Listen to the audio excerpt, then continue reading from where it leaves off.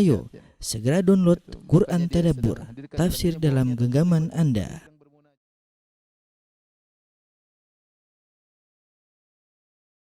Bismillahirrahmanirrahim. Assalamualaikum warahmatullahi wabarakatuh. Alhamdulillahi ala ihsani wa syukru lahu ala taufiqihi wa amtinani. Asyhadu an la ilaha illallah dahu la syarika lahu ta'ziman li sya'ni wa asyhadu anna Muhammadan abduhu wa rasuluhu da'ila ridwani. Allahumma salli alaihi wa ala alihi wa ashabihi wa ikhwani. Ikhwan dan akhwat yang dirahmati Allah Subhanahu wa taala, para jamaah Majelis Ta'lim The-Nurs yang dirahmati Allah Subhanahu wa taala. Kita sampai pada pertemuan terakhir dari kitab Al-Qawaid Al-Qur'aniyah. Ya, tentang kaidah-kaidah Quran yang diterapkan dalam kehidupan sehari-hari. Sampai pada kaidah yang ke-48. Jadi ada 50 kaidah. Jadi pada kesempatan hari ini kita akan menyampaikan 3 kaidah terakhir. Kaidah 48 yaitu firman Allah, qad alima kullu unasim masyrabahum. Setiap orang mengetahui di mana sumber air mereka, ya. Ini ayat termaktub dalam surat Al-Baqarah, ya, ayat 60, ya. Surat Al-Baqarah ayat 60.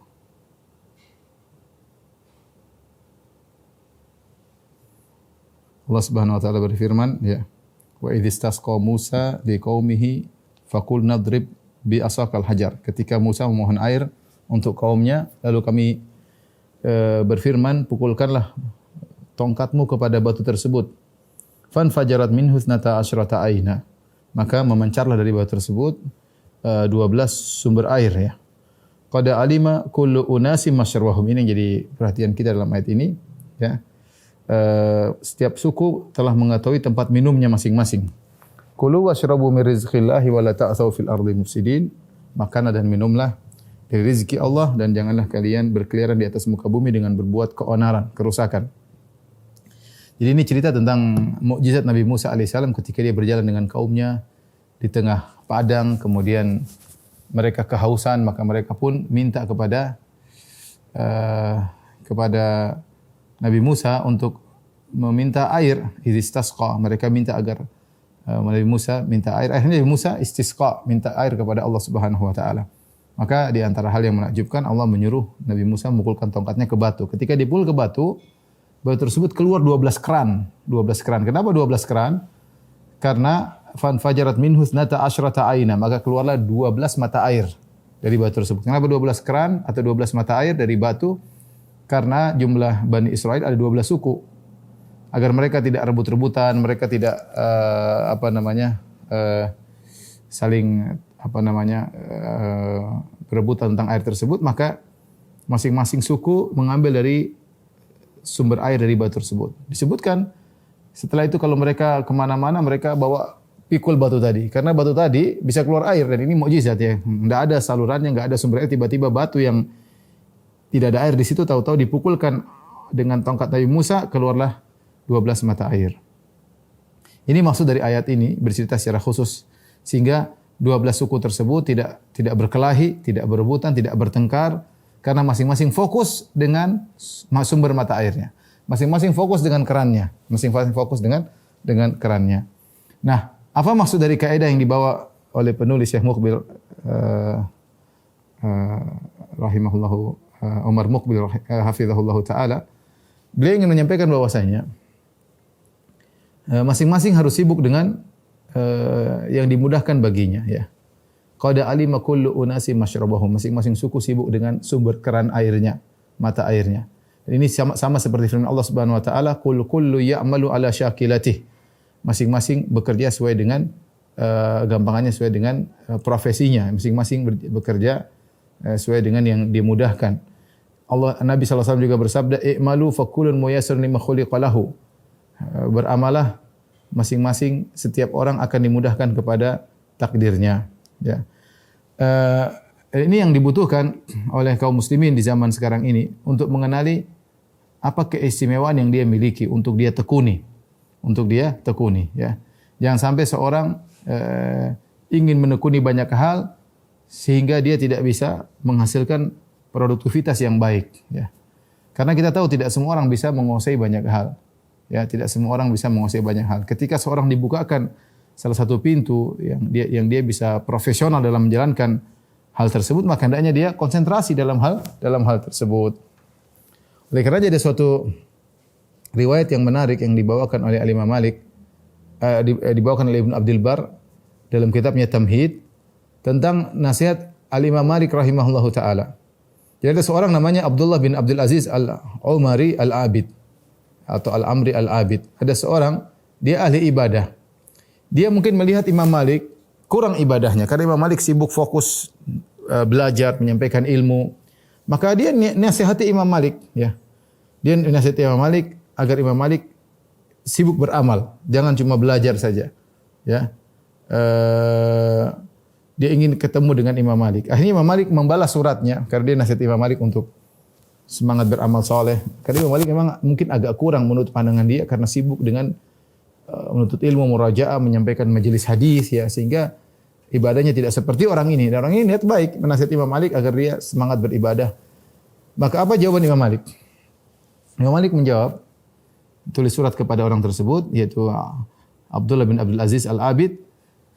Kata Imam Malik, Inna Allah Azza wa Jalla qasamal a'mal kama qasamal arzak. Sungguhnya Allah Subhanahu wa taala membagi-bagi amal soleh seperti Allah membagi-bagi rizki. Farubba rajulin futiha lahu fi salat. Bisa jadi ada seorang dibukakan pintu salat, rajin salat, ya. Walam yuftah lahu fi shaum. Tetapi kalau masalah puasa dia kurang. Dia hanya puasa Ramadan, ya. Tapi kalau salat jangan tanya. Salat malam, salat sunnah, semua dikerjakan, ya. Wa akhar futiha lahu fi sadaqah walam yuftah lahu fi siyam. Demikian juga ada sebagian orang kalau disuruh sedekah luar biasa. Dia mudah, dia ringan tangan, ringan hati, dia mudah bersedekah. Tapi kalau suruh puasa berat bagi dia. Suruh puasa berat bagi dia. Dia kurang puasa sunnahnya. Tapi dibukakan pintu sedekah oleh Allah baginya. Wa akhar futih lahu fil jihad walam yuftah lahu fi salat. Sebagian lagi ada yang dibukakan baginya pintu jihad. Jihad semangat, tapi kalau salat kurang. Salat kurang. Kemudian Imam Malik berkata, wa nashrul ilmi wa ta'limuhu min afdali a'malil birr. Adapun menyebarkan ilmu dan mengajarkan ilmu termasuk amalan kebajikan yang terbaik. Wa qad raditu bima fatahallahu li fihi min dzalik. Dan aku ridha Allah bukakan bagiku pintu ilmu. Aku ridha aku menjadi pengajar, aku menyampaikan ilmu. Aku ridha ini pintu yang Allah bukakan bagiku. Wa ma adhunnu ma ana fihi biduni ma anta fihi. Kemudian dia berkata, dan menurutku kata Imam Malik, ya, apa yang dibukakan bagiku tidak mesti di bawah apa yang dibukakan untukmu. Artinya si Abdullah Al-Abid ini rajin ibadah. Imam Malik, ya, alhamdulillah kau dibukakan oleh Allah Subhanahu pintu ibadah, aku dibukakan pintu ilmu, dan apa yang dibukakan bagiku tidak mesti lebih rendah daripada yang dibukakan bagimu. Wa arju an yakuna kilana ala khairin. Aku berharap kita berdua di atas kebaikan. Wa yajibu ala kulli wahidin minna an yarda bima qusima lahu wassalam. Dan wajib bagi kita masing-masing untuk ridha dengan apa yang Allah bukakan bagi kita masing-masing. Assalamualaikum warahmatullahi wabarakatuh. Ini jawaban yang menakjubkan dari Imam Malik. Jawaban yang penuh tawadhu, tidak ada kesombongan, tidak mengatakan ente cuma ibadah, saya ilmu lebih bagus daripada ente, tidak ada sama sekali. Imam Malik mengatakan masing-masing orang dibukakan oleh Allah Subhanahu wa taala. Saya dibukakan pintu ilmu, kau dibukakan pintu ibadah. Dan apa yang dibukakan bagiku tidak mesti lebih buruk daripada engkau. Masing-masing kita hendaknya mensyukuri ridha dengan apa yang Allah berikan kepada kita. Masing-masing sibuk dengan apa yang dibawakan baginya. Ini yang menjadi perhatian bagi kita. Qad alima kullu unasi masyrabahum. Masing-masing sudah tahu spesialisnya di mana, ya. Maka seorang berusaha mengenal kreativitasnya di mana dalam kaum muslimin karena agar bisa produktivitas. Kan dalam satu hadis kata Nabi sallallahu alaihi wasallam, innallaha yuhibbu ahadakum idza amila amalan an yutqinahu. Sungguhnya Allah Subhanahu wa taala suka jika salah seorang dari kalian mengerjakan suatu amal maka dia mengerjakannya dengan profesional, dengan itqan. Ya. Maka seorang kalau dibukakan pintu misalnya sedekah, dia sedekah dengan baik, serius bersedekah. Ada rezeki dia sedekah, dia cari mana yang terbaik buat dia sedekahkan. Ada orang yang dibukakan pintu salat, maka dia tekuni salat tersebut, salat sunnah dia tekuni. Ada orang dibukakan pintu tajwid, masya Allah dia tekuni. Jadi dia pakar tajwid, tahsin, dia ngajarin orang tahsin, dia tahu tentang selak beluk, tentang masalah tahsin, dia tahu tentang qiraat. Ini pintu yang luar biasa. Menjadikan dia cinta kepada Quran, membuat orang-orang cinta kepada Quran, dia serius, dia dia ngajar kepada, dan ada orang seperti ini. Jadi sehingga profesional. Ada orang misalnya dibukakan masalah ilmu juga bermacam-macam, ilmu juga arzak. Ada orang dibukakan pintu ilmu hadis, masya Allah dia kalau hadis dia teliti, dia menjelaskan tentang rawi-rawinya, tentang sahih dhaifnya, dia teliti. Tapi kalau bidang lain mungkin dia tidak begitu teliti. Ada orang dibukakan pintu muamalat, masya Allah kalau belajar ngajar muamalat, dia bisa serius, bisa teliti, bisa dia banyak baca, dia mengerti, dan ini yang bermanfaat bagi umat, profesional. Spesialis ini yang bermanfaat bagi umat. Ada yang dibawakan pintu masya Allah bidang akidah, dia serius masalah akidah, dia baca dan dia membantah sana sini penyimpangan dalam pemikiran. Maka demikianlah seorang berusaha mengenali kecenderungannya dan mengenali kreativitasnya sehingga dia bisa produktivitas ketika dia beraktivitas, sehingga profesional ketika dia beraktivitas. Ya, ini sangat penting. Makanya sahabat juga demikian.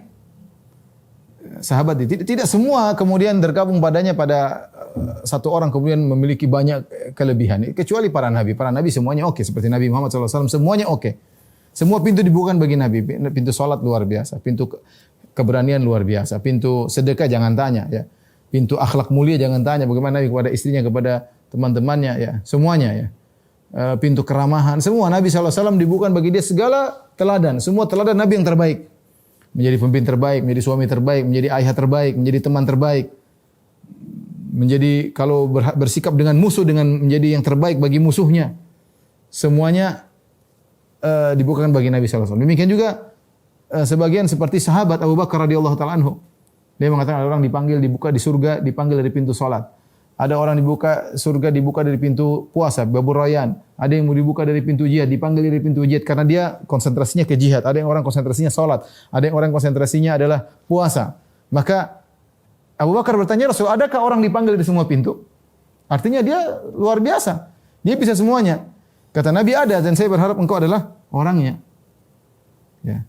Makanya ketika Rasulullah SAW di pagi hari bertanya kepada Rasulullah pernah bertanya kepada jamaah masjid, Rasulullah SAW bertanya, "Man asbaha minkum sha'iman?" Siapa di antara kalian yang sejak tadi pagi puasa? Kata Abu Bakar, "Ana ya Rasulullah, saya." Ya. Dia berpuasa. "Man ada minkum al-yawm maridan?" Siapa di antara kalian yang menyungguh orang sakit? Kata Abu Bakar, "Saya Rasulullah." Ya. "Man minkum at'ama miskinan?" Siapa di antara kalian memberi makan kepada fakir miskin? Kata Abu Bakar, "Saya Rasulullah." "Man tabi'a minkum al-yawma janazah?" Siapa di antara kalian tadi hari ini mengikuti jenazah? Kata Abu Bakar, "Saya Rasulullah." Subhanallah, Abu Bakar semuanya hebat. Kata Rasulullah SAW setelah itu, "Wa majtama'na fi imri'in illa dakhala al-jannah." Ini perkara tidak terkumpul pada seorang kecuali masuk surga. Jadi di antara orang yang bisa mengumpulkan semua banyak amal soleh di antaranya Abu Bakar. Para ulama mencontohkan juga di galangan para ulama seperti Ibnu Mubarak. Ibnu Mubarak rahimahullahu taala seorang ulama yang mengumpulkan banyak amal soleh. Beliau adalah mujahid. Dan beliau juga adalah orang yang kaya raya, rajin bersedekah. Beliau juga adalah pakar hadis. Ya. Jadi ilmu luar biasa, jihad oke, sedekah oke. Ya. Dan ini jarang terkumpulkan pada seseorang. Namun jika seorang tahu kemampuannya, maka dia fokus pada satu yang spesialis. Dan zaman sekarang yang lebih bermanfaat adalah spesialis. Dalam urusan dunia maupun urusan akhirat. Karena kita sudah sulit ada muncul zaman sekarang seperti para ulama seperti Imam Syafi'i menguasai segalanya, seperti Imam Malik, Imam Ahmad, Abu Hanifah menguasai segalanya, atau seperti Ibn Taimiyah menguasai segalanya, ya, atau seperti Syekh Utsaimin, Syekh bin Baz untuk ulama-ulama zaman sekarang menguasai segalanya. Enggak gampang. Zaman sekarang orang lebih bermanfaat kalau dia spesialis dan ada orang spesial yang Allah pilih, dia bisa menguasai segalanya seperti para ulama kibar. Ya, mereka mengerti tentang segala hal bidang ilmu. Namun ketika kita tahu kemampuan kita terbatas, hendaknya kita fokus pada sebagian yang Allah mudahkan bagi kita. Dari sini saya sampaikan, ya, di antara kesalahan yang terjadi, ya, ketika misalnya ada seorang terlihat dia sangat cerdas dan dia mudah nuntut ilmu, hafal Quran mudah, hafal hadis mudah, cerdas, dia belajar usul fikih. Kemudian ada orang kata, kamu ikut saya lah, kita amal khair, ayo kita pergi ke sana, kita bantu orang miskin ke sana kemari. Sehingga akhirnya dia meninggalkan nuntut ilmu, kemudian dia banyak berkegiatan ke sana kemari. Benar, itu semua baik. Tapi akhirnya yang Allah bukakan bagi dia tertutup bagi dia. Seharusnya Kalau orang yang pandai sudah kamu bagian ini saja, ya, yang lain bagian yang lain. Ya, masih kita harus tahu masing-masing. Ada orang yang sebaliknya, ada orang yang belajar tidak hafal-hafal. Suruh hafal Quran nggak bisa-bisa, suruh hafal hadis nggak bisa-bisa, dia jadi nggak paham-paham. Jangan dipaksa dia nuntut ilmu terus. Kamu harus jadi ustaz. Gimana jadi ustaz dia tidak paham-paham? Ya udah, sibukkan yang lain, kita pilihkan. Qad alima kullu unasin masyrab. Masing-masing sudah tahu mana yang terbaik bagi dia. Sudah dia sibukkan dengan amal khairi atau bekerja, berdagang yang bermanfaat bagi Islam. Jangan dipaksakan seorang pada hal yang tidak dia mampu atau tidak ada kecenderungan kepadanya. Ini maksud saya waspada ya. Maksudnya kalau ingin Islam ini jaya ya masing-masing berusaha mengenali apa bidangnya ya, dengan menghargai yang lain. Ketika seorang misalnya pakar hadis, jangan dia merendahkan orang yang pakar fikih. Ketika seorang pakar fikih, jangan dia merendahkan pakar hadis. Masing-masing punya keahlian. Seorang dokter jangan merendahkan misalnya insinyur. Insinyur jangan merendahkan dokter. Masing-masing dibukakan oleh Allah, serius dalam hal tersebut, niatkan karena Allah, maka dia akan dapat pahala dibukakan dari pintu tersebut. Jarang orang yang dibukakan segala banyak pintu. Dari sini, ikhwan dan akhwat yang dirahmati Allah Subhanahu wa taala, seorang jangan hasad kepada yang lainnya. Kalau dia bukan sesuatu, ya sudah dia nikmati, dia syukuri, dan saudaranya dibukakan pintu yang lain ya. Ada seorang dibukakan pintu sedekah, masya Allah, jin sedekah. Yaudah kita bilang alhamdulillah, kita rezeki terbatas misalnya. Ya sudah, kita sibuk dengan, mungkin saya dibukakan pintu salat malam. Mungkin dia kurang salat malam, saya salat malam. Mungkin saya dibukakan pintu berzikir, di mana-mana berzikir, membasahi lisan dengan berzikir. Alhamdulillah. Kita tidak perlu hasad kepada orang lain dan kita ridha dengan apa yang Allah berikan kepada kita berupa amal soleh yang Allah pilihkan bagi kita sehingga kita bisa menjadi spesialis dalam amal soleh tersebut. Ya.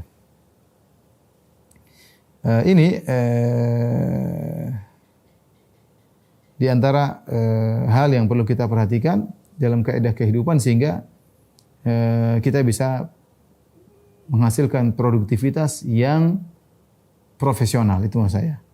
Rasulullah SAW bersabda, Inna Allaha yuhibbu idha amila ahadukum amalan an yutqinahu. Sungguhnya Allah mencintai salah seorang dari kalian jika dia mengerjakan suatu amalan, dia mengerjakannya dengan profesional. Ya. Jangan dia ingin banyak hal akhirnya tidak bisa jalankan. Ya, saya kenal ada seorang, sedikit-sedikit, saya punya proyek dakwah ini, bangun anu. Tidak jalan semuanya.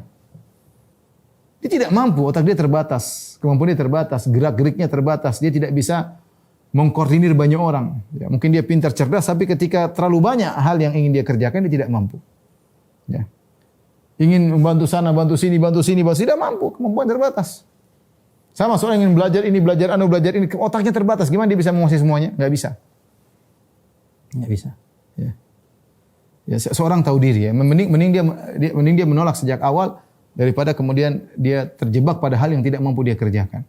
Misalnya saya beberapa kali ya, karena ketidakmampuan saya sering orang datang, Ustaz ini ada tanah Ustaz, saya bilang mohon maaf saya enggak bisa, bukan bidang saya. Coba cari yang lain. Ya. Kalau saya suruh nangani harus ngurusi tanah itu saya enggak bisa. Saya punya kesibukan yang lain yang lebih saya geluti, yang saya rasa Allah bukakan saya dari pintu ini. Yang itu insya Allah masih banyak yang orang-orang hebat yang bisa menjalankannya. Ya. Seperti itu ya. Kadang seorang memberikan bantuan, saya bilang aduh saya tidak bisa terima karena saya tidak bisa menjalankan ini amanah. Saya pertanggungjawabkan pada hari kiamat saya tidak mampu, saya orangnya lemah. Coba cari yang lain. Artinya saya tahu diri, kemampuan saya terbatas. Ada orang yang maksa, oh ya sini terima sana, dia tidak bisa ngerjakan. Akhirnya setiap enggak ada yang profesional, kacau semuanya. Ya, kita ingin meskipun sedikit tapi profesional. Ya, kita ingin sedikit tapi profesional. Karena itu yang diinginkan oleh Allah Subhanahu wa taala. Innallaha, kata Nabi, innallaha yuhibbu idza amila ahadukum amalan an yutqinahu. Sungguhnya Allah suka jika salah dari kalian mengerjakan suatu amalan, hendaknya dia mengerjakannya secara profesional. Baik. Kaidah yang 49. Kaidah 49 ya. Dua kaidah lagi. Yaitu firman Allah Subhanahu wa taala, "Fas'alu ahla dzikri in kuntum la ta'lamun." Tanyakanlah kepada ahlu zikr, kepada ulama jika kalian tidak mengetahui.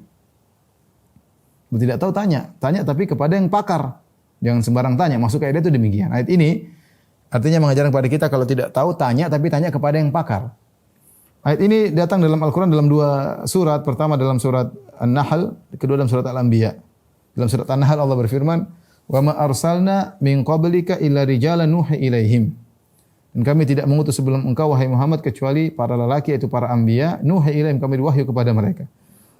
Fas'alu ahla dzikri in kuntum la ta'lamun. Kalau maka bertanyalah kepada ahlu dzikir jika kalian tidak mengetahui. Dalam surat Al-Anbiya juga, wa ma arsalna qablaka illa rijalan nuhi ilaihim.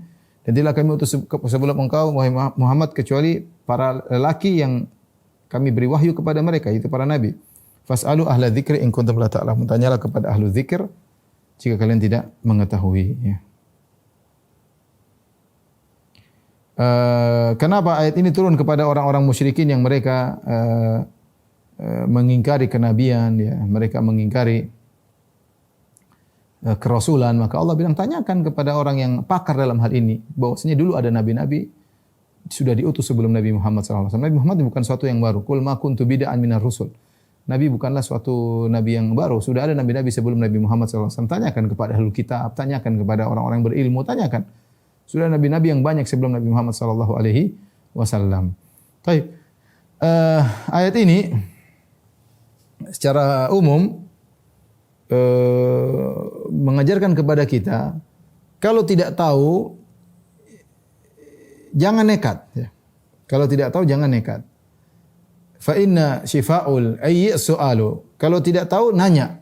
Apa obat bagi penyakit tidak tahu? Obatnya bukan sok tahu. Ingat, ya.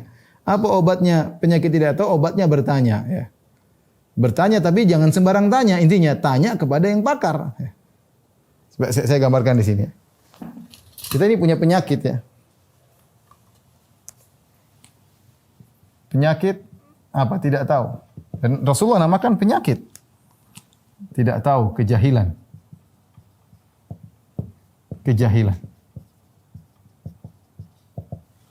Nah, obatnya apa? Obatnya kata Nabi, fa inna syifa'ul ayyi su'alu. Bertanya. Obatnya bertanya.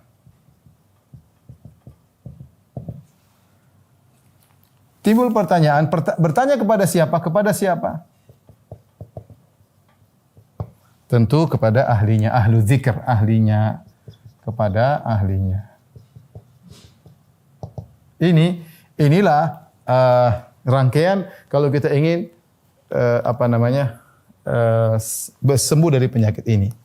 Yang jadi permasalahan ikhwan dan akhwat yang dirahmati Allah Subhanahu wa taala, banyak orang tidak sadar kalau dia punya penyakit, ya. Banyak orang tidak sadar kalau dia sakit. Kalau dia sakit, jahil. Terkadang malah dia sok tahu. Terkadang sok tahu, ya. Sok tahu ini yang dalam bahasa Arab disebut dengan jahlun murakkab, ya. Jahlun murakkab, yaitu jahil kuadrat. Dan ini banyak di zaman sekarang ini. Orang jahil kuadrat. Keren memang bicara agama, ya. Yang mengerikan di zaman sekarang, orang malu jahil kuadrat dalam masalah dunia, tapi tidak malu jahil kuadrat dalam masalah agama. Ini yang sangat hal yang sangat menyedihkan. Orang malu bicara tentang fisika ngawur, malu bicara tentang kimia secara ngawur, malu dia. Ketahuan dia bicara rumus kimia, proses senyawa kimia dia nggak ngerti, dia malu lah. Tapi kalau dia bicara agama, rangkai sana, rangkai sini, ngomong sana, terserah. Ngomong-ngomong yang ngawur, dia tidak malu-malu. Tidak malu. Kenapa? Karena kejahilannya tidak ketahuan, yang tahu orang berilmu aja. Tapi sebagian orang luar biasa saya dapat di medsos, pede kalau ngomong, ngawurnya total, ngawurnya full, tapi pede luar biasa. Kita mau bagaimana lagi? Ya. Jahil kuadrat, ya. Jadi saya katakan penyakit tidak tahu, syifa'ul ayyi as-su'alu, tidak tahu penyakitnya, obatnya bukan sok tahu, tapi bertanya. Nah di sini perhatikan, bertanya. Yang poin sangat penting kepada siapa? Bukan sembarang asal kita bertanya. Ya. Saya rasa kalau misalnya kita naik mobil kita rusak, kita apa nanya sama semua orang lewat, ini mobil saya kenapa? Enggak, tentu kita berusaha bertanya, telepon kepada orang yang pakar. Sama kalau kita sakit, kemudian kita punya penyakit, apa kita tanya, saya sakit apa sih? Tanya sama sebagian orang, saya sakit apa sih? Tentunya tidak. Kita akan bertanya kepada yang pakar, tanya dokter kayak apa kayak, yang kita tahu dia ngerti tentang apa yang kita hadapi sehingga kita bertanya. Tapi anehnya dalam masalah agama, ya, kalau dalam dunia, dalam urusan dunia, kita selektif dalam memilih sumber yang ditanya, tapi dalam urusan agama kita tidak selektif. Tapi dalam urusan agama, urusan akhirat kita sering kita ngasal. Sering kita ngasal nanyanya. Asal-asalan nanya, ya. Inilah yang repot, ya. Sementara dalam urusan dunia, dalam kesehatan misalnya, tidak banyak yang malpraktek. Orang takut malpraktek karena bahaya. Tapi kalau dalam urusan akhirat banyak orang yang nekat malpraktek, banyak. Jadi masalah banyak yang nekat. Nekat asal praktek dalam urusan agama. Ini jadi masalah. Terlebih lagi adanya medsos. Sehingga masyarakat ketika tidak tahu, mereka cari sumber kepada siapa mereka bertanya. Mereka ingin menjalankan firman Allah, fas'alu ahla dzikri. Allah mengatakan bertanya kepada ahlu dzikir, kepada ahlinya. Bukan sembarang kau bertanya. Akhirnya orang bertanya kepada yang sesuai dengan hawa nafsunya. Bertanya kepada orang-orang yang muncul di media sosial, entah belajarnya di mana, entah bidang apa, enggak ngerti, yang penting ketawa, yang penting lucu, yang penting fleksibel. Menurut dia, Ustadz ini enggak bagus, Ustadz ini sedikit-sedikit haram. Kalau ini fleksibel, maksudnya fleksibel apa? Mudah menghalal-halalkan yang haram. Fleksibel, bukan fleksibel sesuai dengan hawa nafsunya. Muncullah orang-orang yang ngawur, yang tidak jelas keilmuannya dijadikan sumber pertanyaan. Dan ini membuat musibah bagi masyarakat. Seorang seharusnya tahu, berhakkah saya bertanya kepada orang ini. Lihatlah perkataan Imam Syafi'i rahimahullah ta'ala, raditu malikan hujjatan baini wa bainallah. Aku ridha bimalik, aku ridha Imam Malik menjadi hujah antara aku dengan Allah. Artinya saya berguru kepada Imam Malik, saya bertanya kepada Imam Malik karena Imam Malik gurunya Imam Syafi'i. Dan saya berani bertanggungjawab ini di hadapan Allah Subhanahu wa taala karena Imam Malik memang berhak untuk saya tanya. Ya. Sebagian orang, ya ikhwan, kalau ditanya langsung jawab. Ini tidak pantas orang seperti ini, ngawurnya luar biasa. Jadi masyarakat yang penting ada jawaban, Ya. Adapun orang yang berilmu mereka hati-hati. Kalau tidak tahu. Kalau mereka ragu bilang saya ragu, saya harus belajar lagi, ya. Tidak asal jawab. Imam Malik bagaimana ditanya 40 pertanyaan jawab cuma sekian saja, beberapa 2, 3, 5. Sisanya tidak jawab, ya. Sampai ada orang datang jauh-jauh tanya kepada Imam Malik satu pertanyaan, dia bilang saya datang dari jauh Imam Malik untuk tanya kepada satu pertanyaan. Pertanyaannya dijawab Imam Malik, saya tidak tahu. Kata dia Imam Malik, ini pertanyaan ringan. Kenapa tidak tahu? Saya datang dari jauh-jauh. Kata Imam Malik, dalam masalah agama tidak ada yang ringan. Inna sanulki alaika qawlan tsaqila. Kami akan lemparkan kepada engkau perkataan yang berat. Semua agama masalah berat. Kita berbicara tentang Allah Subhanahu wa taala, tidak ada yang ringan. Tidak ngawur, ngomong sana, ngomong sini, ngomong tanpa dalil, bicara seenaknya, pakai akalnya, pakai. Ya Allah. Tapi ini kenyataan pahit yang terjadi di zaman sekarang. Halal jadi haram, haram jadi macam-macam, ya. Jadi seorang berusaha memilih siapa tempat dia bertanya yang dia bisa pertanggungjawaban di hadapan Allah Subhanahu. Bukan dia milih sumber narasumber yang menurut dia cocok dengan hawa nafsunya. Allah Maha tahu tentang sikap kita. Jadi yang jadi masalah di sini adalah kepada siapa yang kita bertanya ini. Ini sangat penting. Kepada siapa kita bertanya. Baik. Ikhwan dan akhwat yang dirahmati Allah Subhanahu wa taala.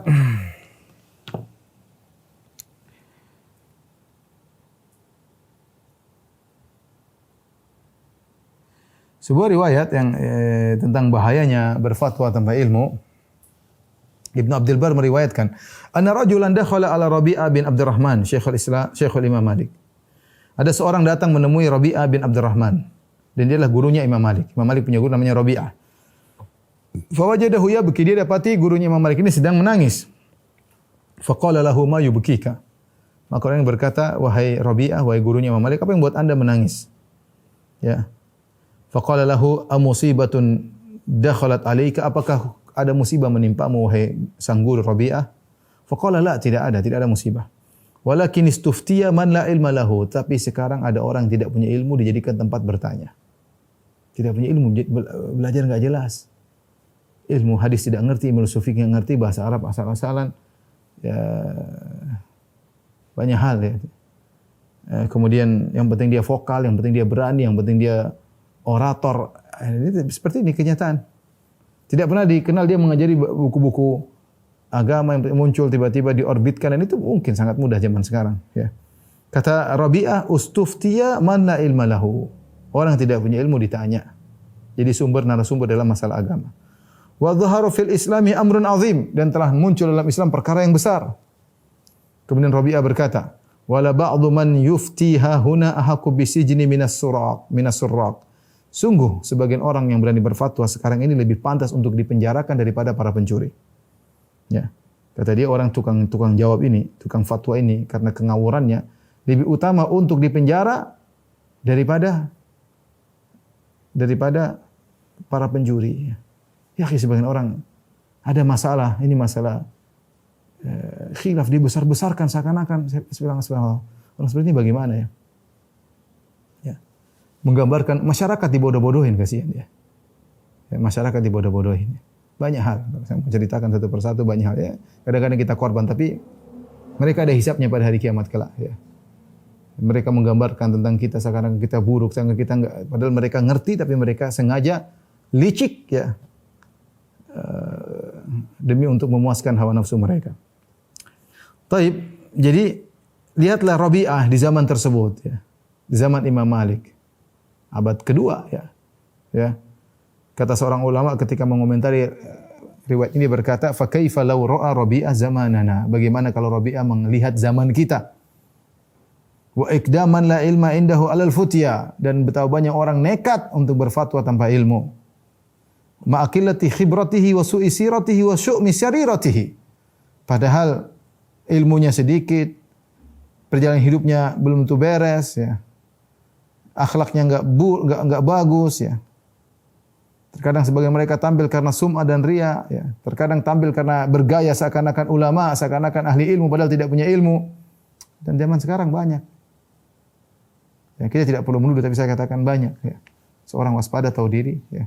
Kalau dia bukan bidangnya jangan dia berlagak ya seperti seorang alim ya padahal tidak punya ilmu.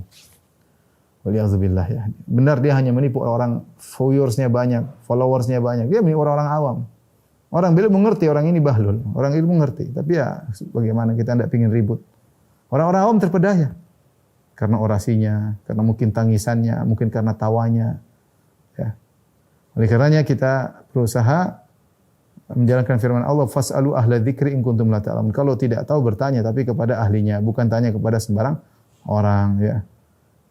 Taib.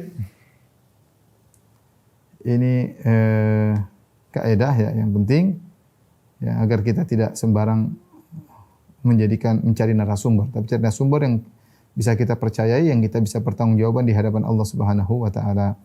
Kaidah yang terakhir ya dari kitab Kaidah Qur'aniyah fi Nafsi wal Hayat, kaidah-kaidah Quran pada pribadi dan dalam kehidupan.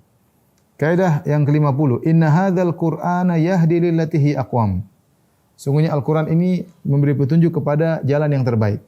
Ya. Sungguh Al-Qur'an memberi petunjuk kepada jalan yang terbaik ya. Ini kaidah penutup yang menunjukkan bahwa seluruh kaidah Quran semuanya terbaik. Semua kaidah Al-Qur'an adalah yang terbaik ya. Dan ini ayat terdapat dalam surat Al-Isra ayat 9 ya. Maka kalau kita bicara tentang Al-Qur'an, semua kaidah yang ditunjukkan semua yang terbaik dari sisi akidah, dari sisi akhlak, dari sisi adab, dari sisi undang-undang kenegaraan, dari sisi undang kemasyarakatan. Semuanya adalah petunjuk yang terbaik semuanya. Kita bicara masalah akidah. Kalau kita bicara akidah dalam Al-Qur'an, kita bandingkan dengan agama-agama lain, kita bandingkan dengan aliran-aliran, kita tahu akidah dalam Al-Qur'an itu yang terbaik. Itulah akidah yang terbaik. Tidak ada yang lebih baik daripada akidah yang diajarkan oleh Al-Qur'an tentang Allah Subhanahu wa taala. Kita keluar sedikit dapati akidah yang tidak masuk akal. Kita keluar sedikit dapati bagaimana penyembahan terhadap makhluk, terhadap batu, terhadap dewa, terhadap manusia, terhadap malaikat, ya. Enggak logis ya. Jadi kalau kita bicara akidah yang terbaik adalah akidah yang ditunjukkan oleh Al-Qur'anul Karim. Kita bicara tentang hukum-hukum yang Al-Qur'an sebutkan, kemudian didukung oleh hadis-hadis Nabi SAW, itu hukum yang terbaik. Tidak ada yang melebihi keterbaikan dari hukum-hukum yang muncul dari Al-Quran Al-Karim. Hukum hudud, ya, hukum-hukum yang hukum had yang Allah sebut dalam Al-Quran berkaitan dengan bentuk kriminal. Orang yang mencuri, orang yang membunuh, orang yang berzina misalnya. Semuanya terbaik, itu hukuman yang terbaik. Hukuman yang terbaik. Qisas misalnya, kata Allah, walakum fil qisasi hayatun. Sungguh pada praktek qisas ada kehidupan. Sekarang banyak orang darah menjadi murah. Tinggal tumpahkan darah. Kenapa? Dia tidak ada hukum qisas. Dia bunuh orang, dia belum tentu mati. Dibunuh orang, dia penjara, nanti dia keluar lagi. Di penjara kalau dia punya duit banyak, dia bisa hidup mewah. Santai. Coba kalau hukum qisas ditegakkan. Siapa yang membunuh akan dibunuh. Orang takut. Orang takut. Ya. Qisas, siapa yang melukai wajah, dia akan wajah yang dilukai. Siapa yang memotong tangan orang, tangannya juga dipotong. Orang takut melakukannya. Allah mengatakan, walakum fil qisas hayat. Sungguh pada praktik hidup. Tidak ada yang lebih baik daripada hukum Allah Subhanahu wa taala. Ya. Tidak ada yang lebih baik daripada hukum Allah Subhanahu wa taala. Karena Al-Qur'an yahdi lillati hiya aqwam. Al-Qur'an menunjukkan kepada jalan yang terbaik. Bagaimana Al-Qur'an ketika mengatur masalah rumah tangga, dalam Al-Qur'an ayat-ayat berkaitan dengan rumah tangga, berkaitan dengan kasih sayang suami istri, berkaitan dengan masalah perceraian, semuanya yang terbaik. Hukum Al-Qur'an. Ya. Maka seorang muslim harus bangga dengan memiliki dustur, memiliki undang-undang yang turun dari langit, Rabbul Alamin yang paling ngerti tentang bagaimana kondisi manusia yang dia ciptakan. Yang dia tahu bahwasanya manusia akan mengalami perubahan sampai akhir zaman. Maka Allah pun menurunkan suatu peraturan yang berlaku sampai akhir zaman. Ini menakjubkan. Mungkin manusia kalau bikin peraturan, dia berlaku, tapi hanya temporer saja, temporari. Waktu sekian sudah selesai. Tapi bikin peraturan yang sempurna, berlaku sampai hari kiamat, tidak ada yang bisa bikin kecuali Allah Subhanahu wa taala. Ya. Tidak ada yang bisa bikin kecuali Allah Subhanahu wa taala, ya. Oleh karenanya Al-Qur'an mengajarkan banyak hal yang menunjukkan petunjuk yang terbaik, ya. Misalnya Al-Qur'an mengatur tentang masalah harta, bagaimana harta dalam Islam? Terbaik antara kapitalis, ya, dengan sosialis misalnya, Al-Qur'an mengajarkan dengan baik. Petunjuk yang paling sempurna. Seorang boleh kaya tapi jangan lupa dia punya harus bayar zakat, membantu orang miskin, miskin dan yang lainnya. Bicara tentang misalnya antara zahir dan batin, kebutuhan zahir, kebutuhan batin. Al-Qur'an menjelaskan dengan sangat detail. Tentang beban peribadatan, Al-Qur'an jelaskan beban peribadatan, bagaimana aturan-aturannya, bagaimana kalau tidak mampu, sangat detail. Dan itu yang terbaik, ya. Bagaimana hubungan antara manusia dengan satu yang lainnya, antara seorang dengan ayahnya, seorang dengan ibunya, antara seorang dengan anaknya, antara seorang dengan pasangannya, suami atau istrinya, atau dengan tetangganya. Al-Qur'an menjelaskan dengan detail. Apalagi didukung dengan sunnah-sunnah Nabi SAW. Dan semuanya adalah yang terbaik. Dan Anda tidak akan mendapati ini dalam agama-agama lain. Tidak akan Anda dapati. Penjelasan yang begitu indah, yang detail. Di sisi adab, ya, masalah adab, Al-Qur'an sebutkan dalam Al-Qur'an. Ya, semuanya adalah yang terbaik. Maka kita harus yakin firman Allah Subhanahu wa taala, "Inna hadzal Qur'ana yahdi lillati hi aqwam." Sungguhnya Al-Qur'an ini, ya, memberi petunjuk kepada jalan yang terbaik. Kalau ada orang tidak bisa melihat petunjuk yang terbaik karena berarti masalah pada dirinya, bukan pada Al-Qur'annya. Dia bilang, "Mana Al-Qur'an? Saya enggak logis bagi saya." Itu kamu, bagi orang lain logis, bagi orang lain terbaik. Ya, makanya berkata seorang penyair, "Qatunkirul ainu daw asy-syamsi min ramad." Wa yunkirul famu ta'mal ma'i min saqam, ya. Bisa jadi mata mengatakan tidak ada cahaya matahari. Kenapa? Karena matanya lagi belekan, ya. Dia tertutup. Gimana cahaya matahari? Yang masalah bukan cahaya matahari, yang masalah matamu tidak bisa melihat karena sedang sakit. Wa yunkirul famu ta'mal ma'i min saqam, dan bisa jadi seorang minum es atau apa, minum jus, dia merasa tidak manis. Padahal jusnya manis, yang jadi masalah adalah lidahnya, dia sedang sakit.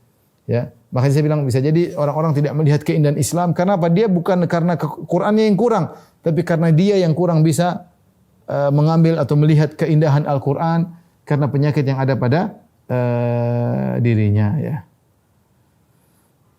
Jadi seorang kalau ingin menjadi yang terbaik, pelajari Al-Qur'an. Ingin menjadi terbaik karena Al-Qur'an memberi petunjuk kepada yang terbaik. Inna hadzal Qur'an yahdi lillati hiya aqwam. Al-Qur'an memberi petunjuk kepada yang terbaik. Anda ingin menjadi terbaik, ikuti Al-Qur'an.